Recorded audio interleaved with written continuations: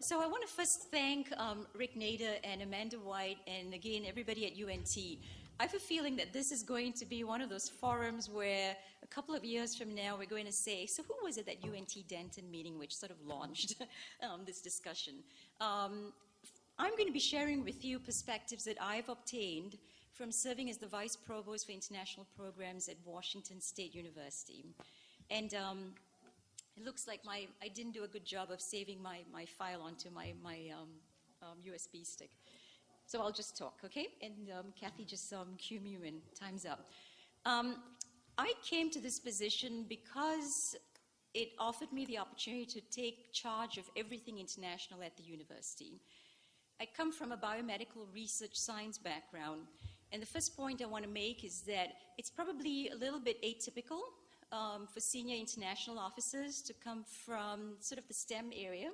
I think it's a new wave.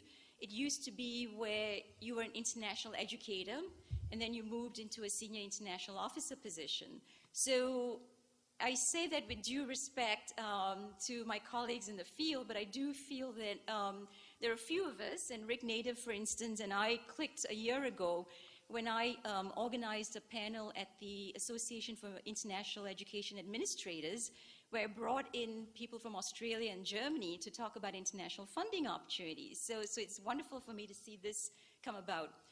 So when I arrived at Washington State University, and I think many of you, this will resonate with you, when you think about the Office of International Affairs, you typically think education abroad, and then you think about international students and scholars and the visa services that that office provides.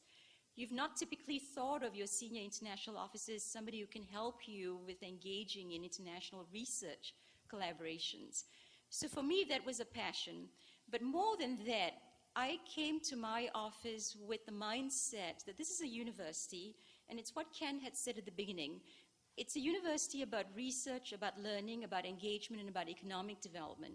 And I wanted the Office of International Programs to be organized and to function in a way that fed those parameters.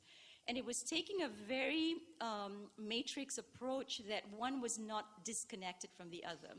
So I'm sorry that I don't have my slides because I wanted to share with you that complexity and richness of interaction that needs to be happening not just between research and international, but also between research and the academic arm of the university, and that we're reaching a point where it's no longer the international office versus international being just seamlessly integrated into the fabric of everything that the institution is doing.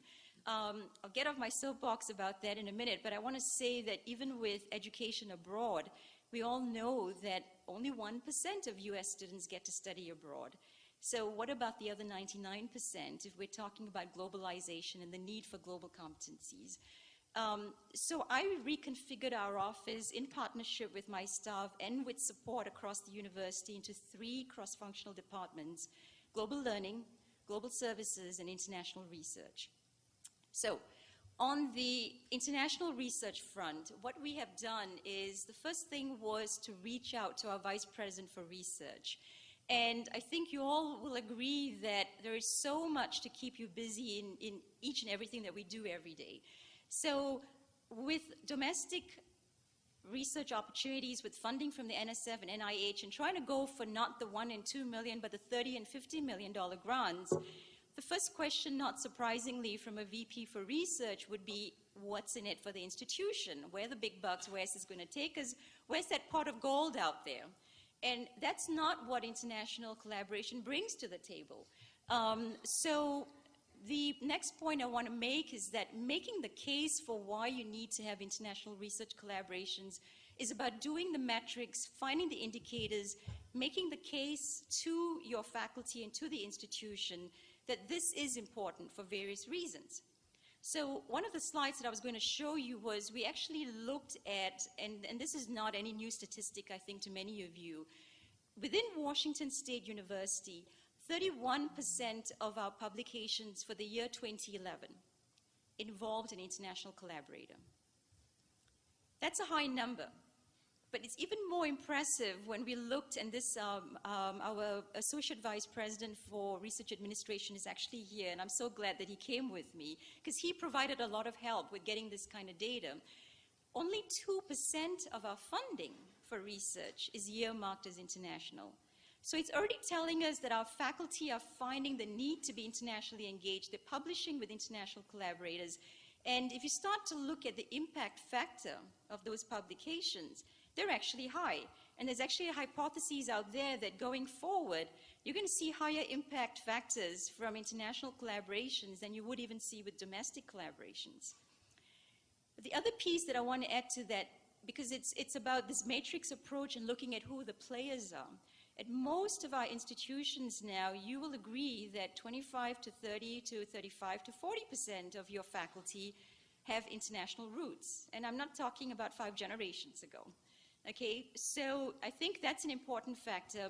Plus, number 2, if you look at your graduate student profile, 25 to 30% of your graduate students also come from an international arena, and that the majority of them are in the STEM disciplines, which is where the funding is.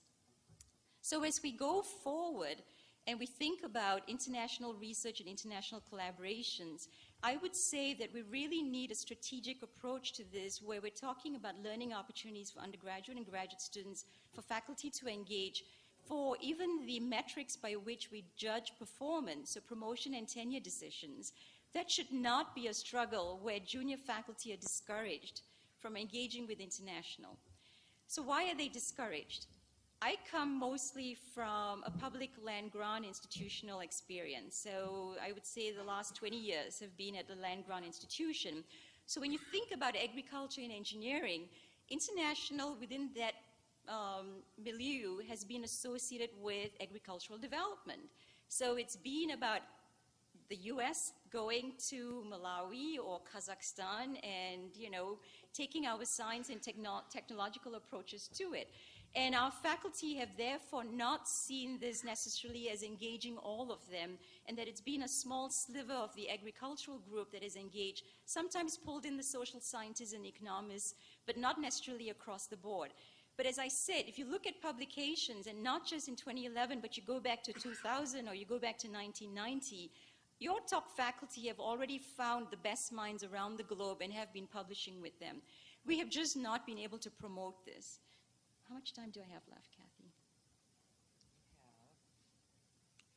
Two minutes?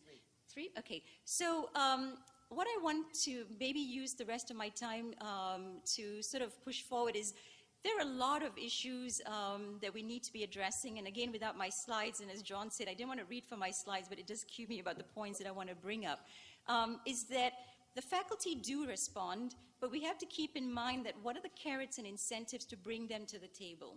As long as here within the US, we continue to have the R01 approach as the price that you want to bring from the National Institutes of Health. And if you have NSF as the other one that you want as the other big prize, and I remember seeing this on one of Rick's comments, we all look at F&A, right? So if you think about the different stakeholders within the institution, what do these bring to the university and what would an international collaboration bring? We need to put all of this together. So I'm very glad that we're going to be hearing from the NSF, but I do feel we're at a time when we realize that there are global challenges. We need multidisciplinary teams attacking these challenges. We need common pools of money so that it's not about leveraging my NSF grant with an Australian Research Council grant to incentivize a relationship.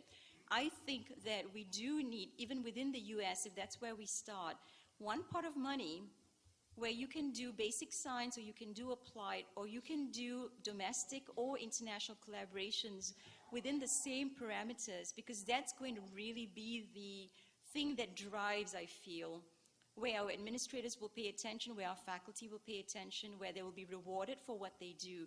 And that will be one thing that we can have control over as we take things forward from the US side of things.